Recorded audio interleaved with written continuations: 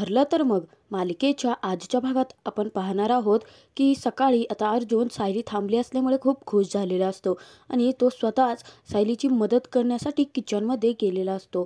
तेव्हा तो सायलीला म्हणतो की मी काय मदत करू तुम्हाला. तेव्हा अर्जुनला तिथे नारळ दिसतो, तर अर्जुन नारळ हातामध्ये घेतो आणि सायलीला सांगतो की मी तुम्हाला फोडून देतो. तेव्हा सायली म्हणते सर नारळ फोडायचा नसतो, खोवायचा असतो. तर अर्जुन म्हणतो अच्छा असं आहे का. आणि त्यानंतर अर्जुन म्हणतो की तू मी नारळ खोतो. तर सायली पटकन अर्जुनच्या हातातून तो नारळ घेते आणि म्हणते की आधीच मी नारळ खोवून ठेवलेला आहे. आणि सर मुळात तुम्ही इथे का आला आहात.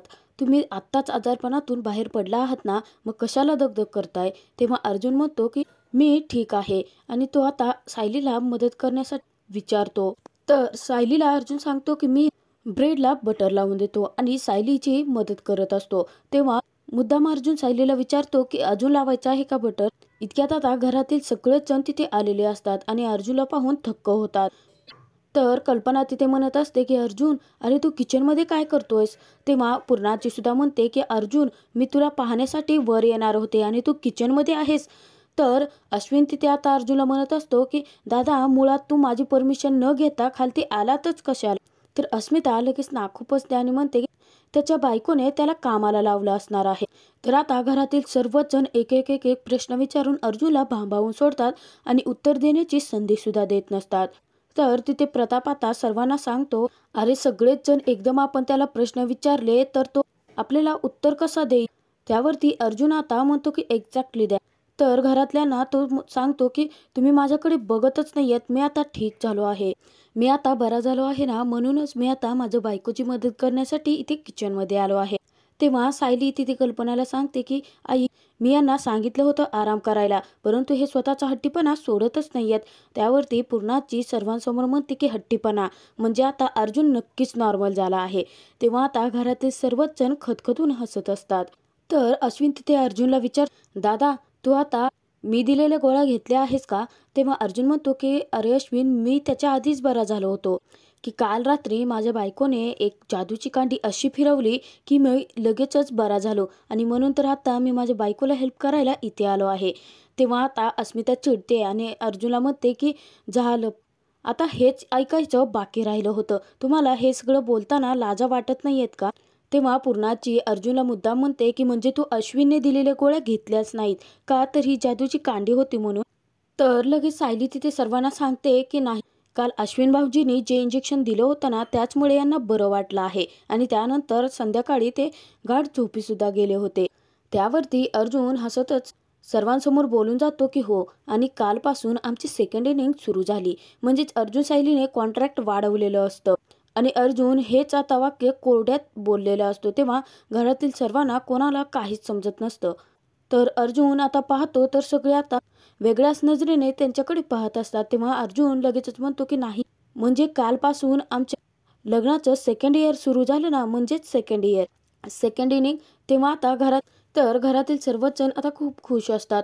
तेव्हा अर्जुन घरातील सर्वांना म्हणतो की तुम्ही सगळेजण बसा, मी तुम्हाला नाश्ता वाढतो. आणि त्यानंतर घरातील सर्वच जण इकडे डायनिंग टेबलवर तिथे बसलेले असतात. तेव्हा अर्जुन सायलीला सुद्धा सांगतो की बायको तू सुद्धा जाऊन बस, सर्वांना आज मी वाढणार आहे.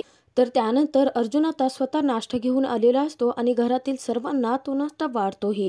तर इकडे आता जेलमध्ये महिपती शिकरे खूप चिडलेला असतो. तर तो तिथे म्हणत असतो की अरे यार जेवण लवकर वाढ, आता तर पोटातल्या कावळ्यांनी सुद्धा माना टाकले आहेत.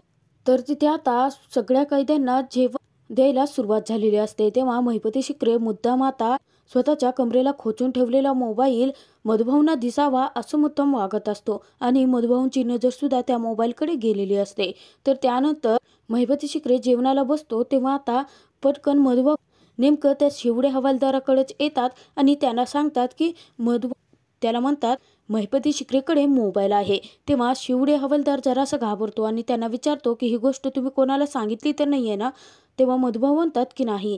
तर शिवडे हवालदार आता मुद्दाम तेथून जातो. तर इकडे आता अर्जुनने स्वतःची बॅग हे सर्व काही काढून ठेवलेलं असतं. तेव्हा सायली आल्यानंतर अर्जुन आता गालातल्या गालात हसत असतो. तर सायली पाहते तर कपाटात फक्त आता अर्जुनचा रुमालच घ्यायचा बाकी राहिलेला असतो. तेव्हा सायली तो रुमाल आणून टेबलवरती ठेवते आणि त्यानंतर अर्जुनला सांगते की तुमच्या हव्या असणाऱ्या सर्व वस्तू इथे काढून ठेवल्या आहेत. निदान आज तरी कुठली वस्तू विसरून जाऊ नका. तेव्हा अर्जुन मुद्दाम म्हणतो की आणि जरी मी विसरून गेलो तरी सुद्धा तुम्ही ऑफिसमध्ये आणून द्यालच की, जसा डबा आणून देता तसं. तेव्हा आता सायली मुद्दाम म्हणते की कशाला दिखावा करायला, आज सुद्धा तुम्ही किचनमध्ये मुद्दाम सगळ्यांना दाखवण्यासाठी आला होतात ना. तेव्हा अर्जुन म्हणतो की नाही मिसेस, मला खरं मनापासून तुमची हेल्प करायची होती.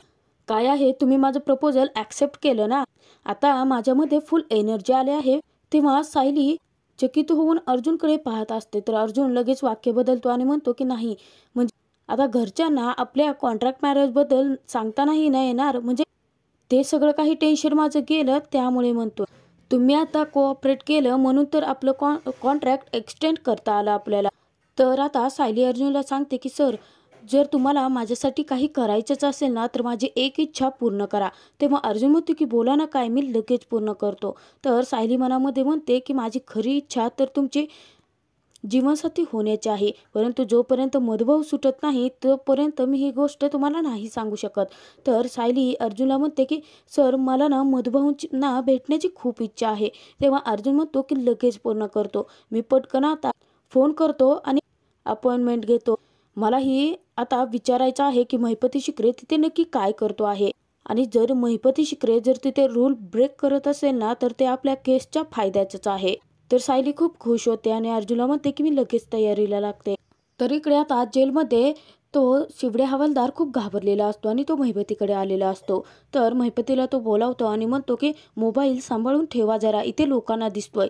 तर आता महिपती शिकरे म्हणतो की मोबाईल दिसतोय आणि मुद्दाम आता मोबाईल वरती काढतो आणि तो शिवडे हवालदाराला सांगतो की तिथे तुम्ही कपडे सुद्धा नीट देत नाहीयेत, मग कुठून कशाला पोहायचा आहे मी मोबाईल.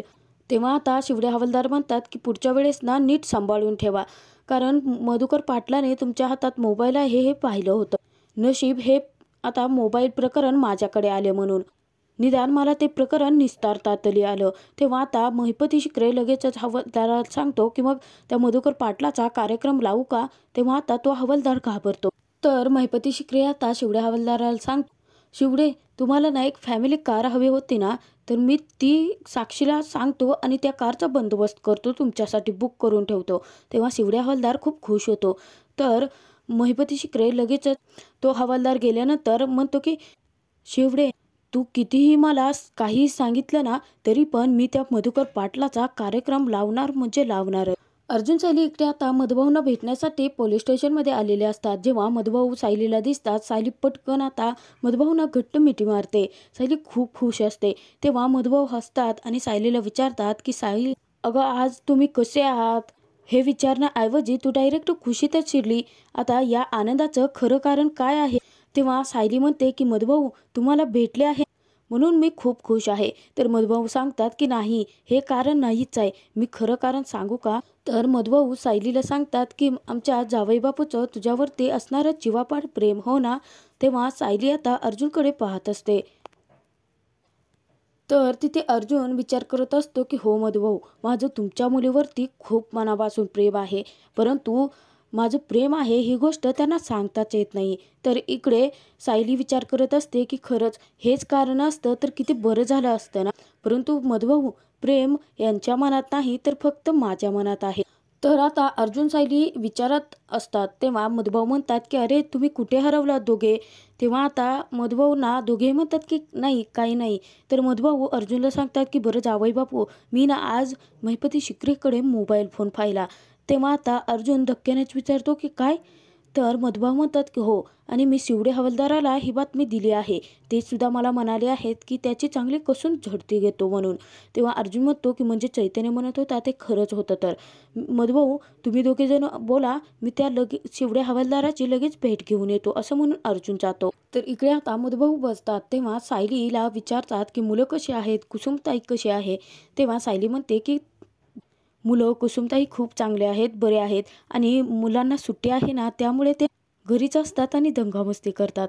तर सायली मधुभाऊंना म्हणते की मधुभाऊ आता तो दिवस दूर नाही आहे की तेव्हा तुम्ही या सगळ्या प्रकरणातून या जेलमधून बाहेर पडाल. तुमचं 1 वर्षाचं तपश्चर्येचं फळ आहे की जे तुम्हाला आत्ता मिळणार आहे. त्यावरती मधुभाऊ हसून सायलीला म्हणतात की सौबाळ, अगं तपश्चर्येचं फळ वगैरे काही नाही, हे तर माझ्या जावईबापूच्या मेहनतीचं फळ आहे. तेव्हा आता सायली लाजून लगेच मान खाली घालते. तर इकडे अर्जुन यात हवालदाराची भेट घेतलेली असते. तेव्हा लगेचच अर्जुन विचारतो की शिवडे हवालदार, तुम्ही आता त्या महिपतीची कसून झडती घेतली आहे का? मधुभाऊनी मला सांगितलं की त्याच्याकडे मोबाईल फोन आहे म्हणून. तेव्हा शिवडे हवालदार खोटं सांगतो. अर्जुनला म्हणतो की नाही साहेब, मी ना त्याची झडती घेतली, परंतु मोबाईल मला कुठेच सापडला नाही. तर मला असं वाटतं की मधुकर पाटील खोटं बोलत असतील. त्यावर ते अर्जुन चिडतो आणि म्हणतो की मधुभाऊ कधीच खोटं बोलत नाहीत. तुम्ही परत एकदा नीट झडती घेतली आहे ना? तेव्हा शिवडे हवालदार म्हणतो की हो साहेब, आणि तुम्हाला खोटं वाटत असेल तर चला तुम्ही माझ्यासोबत, मी तुमच्या समोर त्याची झडती घेतो. तेव्हा अर्जुन विचार करतो की नको नको, मी जर महिपती शिकरेसमोर गेलो तर तो अलर्ट होईल. आणि अर्जुन लगेच आता शिवडे हवालदाराला सांगतो की त्याच्यावरती लक्ष ठेवा, आणि तो इकडे आलेला असतो. तर तर इथे मधुभाऊला सायली सांगत असते की आपली मानसी आहे ना, तिला आता 92% मार्क मिळाले आहेत. आपली मानसी वर्गात पहिली आली आहे. तेव्हा मधुभाऊ खूप खुश होतात आणि म्हणतात की माझी सगळी मुलं मुळात गुणीच आहेत. इतक्यात अर्जुन येतो. तेव्हा सायली विचारते की काय झालं, मोबाईल फोन सापडला का? तेव्हा अर्जुन म्हणतो की नाही सापडला. आणि तर मधुभाऊ लगेच घाबरून उठतात आणि अर्जुनला सांगतात की काय, अहो जाऊबाबू, मी तर त्याच्याकडे फोन पाहिला होता. तेव्हा लगेच अर्जुन तिथे म्हणतो की हो मधुभाऊ, माझा तुमच्यावरती पूर्ण विश्वास आहे. बाहेरून साक्षी महिपती शिकरीला मदत करते, म्हणूनच हे सगळं काही तो मॅनेज करू शकतोय. मला वाटतं की त्याने नक्कीच फोन लगेच गायब केला असणार आहे. तेव्हा आता सायली म्हणते मग आता आपल्याला पुरावे नाही मिळणार? तेव्हा अर्जुन म्हणतो की रिलॅक्स, पुरावे मिळतील आपल्याला. तर अर्जुन मधुभाऊंना सांगतो की मधुभाऊ, तुम्हाला परत असं काही दिसलं, काही वाटलं तर तुम्ही इथे कोणालाही सांगू नका काहीच. डायरेक्ट आता इथून परमिशन घ्या आणि मला फोन करून सांगा. तर सायली मधुभाऊंना सांगते की मधुभाऊ, तुम्ही त्या महिपतीपासून ना सावध राहा आणि स्वतःची काळजी घ्या. तेव्हा मधुभाऊ म्हणतात की हो साऊ. तर अर्जुन सायली आता मधुभाऊंचा आशीर्वाद घेतात आणि पोलीस स्टेशनमधून बाहेर पडतात. तर बाहेर पडल्यानंतर आता सायली अर्जुनला विचारत असते की मुळात महिपती शिकरेकडे मोबाईल फोन आलाच कसा असेल इथे? तेव्हा लगेच अर्जुन सायलीला सांगतो की नक्कीच बाहेरून कोणीतरी त्यांची मदत करत आहे, परंतु तुम्ही टेन्शन घेऊ नका, आपण सगळे पुरावे शोधून काढूयात. तर अर्जुन सायली आता कारमध्ये बसलेले असतात. इतक्यात चैतन्याचा फोन येतो. तेव्हा अर्जुनला चैतन्य सांगतो की साक्षी आता बाहेर गेली आहे, 3-4 तास तरी काही येत नाही. तेव्हा मला चांगला चान्स आहे, मी लगेचच इथे काही पुरावे मिळत आहेत का ते पाहतो. तेव्हा अर्जुन म्हणतो की ठीक आहे चैतन्य पुढे अर्जुनला सांग, अरे घर इतकं मोठं आहे ना की एका वेळी फक्त एकच कपाट मी संपवू शकतो, परंतु तू काळजी करू नकोस अर्जुन, मी काही करून पुरावे मिळवेनच. तर अर्जुन म्हणतो की चैतन्य एक काम कर, आम्ही ना तिकडे येतो आहोत, आपण तिघे मिळून पुरावे शोधूयात. तेव्हा चैतन्य म्हणतो आम्ही म्हणजे सायली पण आहे का तुझ्यासोबत? तेव्हा अर्जुन म्हणतो की हो, कारण आपण तिघांनी मिळून पुरावे शोधले तर आपल्याला लवकर काही ना काही भेटेल. तर चैतन्य ठीक आहे म्हणतो. मधुभाऊंना भेटायला गेल्यानंतर तिथे आता अर्जुन सायली कारमध्ये असतात. इतक्यातच तिथे महिपतीला भेटण्यासाठी साक्षी आलेली असते. साक्षी फोनवरती बोलत निघालेली असते आणि साक्षीचं जराही त्यांच्याकडे लक्ष नसतं. तर अर्जुनला आता सायली म्हणते म्हणजे आपण आता महिपती शिकरेच्या घरी जायचं आहे? तेव्हा अर्जुन म्हणतो की हो, तिथेच आपल्याला पुरावे भेटू शकतात. तर थोडक्यात आता अर्जुन सायली इकडून निघालेली असतात आणि अचानक तिथे साक्षी पोहोचलेली असते. त्यामुळे त्या दोघांनीही एकमेकांना पाहिलेलंच नसतं. तर अर्जुन सायली आता साक्षीच्या घरी पोहोचलेले असतात. तेव्हा चैतन्य अर्जुनला सांगतो की साक्षी बाहेर गेले आहे, 3-4 तास तरी येत नाही, आपल्याकडे चांगला चान्स आहे. तर चैतन्य अर्जुनला सांगतो की बाहेरच्या बाजूला एक स्टोर रूम आहे, तू तिकडे जाऊन शोधाशोध कर. तेव्हा सायली म्हणते की ठीक आहे, मी एक साक्षीची खोली शोधते. तर चैतन्य म्हणतो की मी इथेच थांबतो, म्हणजे साक्षी आली तर मला पटकन कळेल. अर्जुन सायली आता वेगवेगळ्या दिशेना तिघेही पुराव्यांची शोधाशोध करत असतात. तर इकडे आता साक्षी जेलमध्ये आल्यानंतर महिपतीवरती खूप चिडलेली असते आणि ती म्हणते की यांना तुम्हाला मोबाईल फोन जपून ठेवण्यासाठी सांगितला होता ना? तेव्हा आता महिपती चिडतो आणि म्हणतो की तू आली का आता मला सांगायला? त्या शिवडे हवालदाराला काय उगाच खुराक खायला घालतो का? तर महिपती शिकरे आता साक्षीला विचारतो की तुझं चावीचं माकड काय करतंय? तेव्हा आता साक्षी हसते आणि म्हणते की नाचतंय, माझ्या तालावरतीच नाचतंय अजूनही, आणि यांना त्या मूर्खाला कळतच नाही की तू बोलता बोलता किती मोठी इन्फॉर्मेशन माझ्या हाती सोपवतो ते. तेव्हा साक्षी सांगते की अण्णा, मला एक खूप महत्त्वाची बातमी हाती लागली आहे की अर्जुन सायलीचं लग्न खरं नाही आहे, त्यांचं कॉन्ट्रॅक्ट मॅरेज झालं आहे. तर इकडे आता अर्जुन सायली चैतन्याकडे आलेले असतात आणि आता त्यांना कसलाच पुरावा मिळालेला नसतो. तेव्हा ते तिघेही टेन्शनमध्ये असतात. तर अर्जुन तिथे सांगतो की स्टोअररूममधले काही कपाटं लॉक आहेत, त्याची डुप्लिकेट चावी घे आणि त्यात काय आहे ते लवकर बघावं लागेल. तेव्हा चैतन्य म्हणतो की अर्जुन तू रिलॅक्स राहा, ते काम मी करतो. तर अर्जुन म्हणतो की यार अर्जुन, तुला माहिती आहे का, साक्षीचा फोन अनलॉक करता आला पाहिजे यार, त्यात नक्कीच आपल्याला काहीतरी पुरावे सापडतील. तेव्हा सायली म्हणते की हल्ली माणसाच्या मनात जितकी गुपिते नसतात ना, ती त्यांच्या मोबाईलमध्ये आपल्याला सापडतात. तेव्हा तिथे आता चैतन्य सांगतो की अर्जुन, अरे साक्षीचा फोन ना फेस आयडीने लॉक आहे, म्हणून तर आपल्याला काही करता येत नाहीये. तर पुढील भागात आपण पाहणार आहोत की चैतन्यला आता साक्षीच्या विरोधात खूप मोठा पुरावा हाती लागलेला असतो आणि तो चैतन्याने पटकन जाऊन अर्जुनला दाखवलेला असतो. तेव्हा सायली अर्जुन खूप खुशी झालेले असतात. तर ते अर्जुन त्यांना सांगतो की म्हणजे साक्षीने कोर्टात खोटे पुरावे सादर केले होते. तर तेव्हा आता अर्जुन उठतो आणि म्हणतो की म्हणजे आता साक्षीचा कोर्टात पर्दाफाश. तेव्हा अर्जुन आणि चैतन्य तिघे आता साक्षीला जेलमध्ये पाठवण्याची तयारी करतात.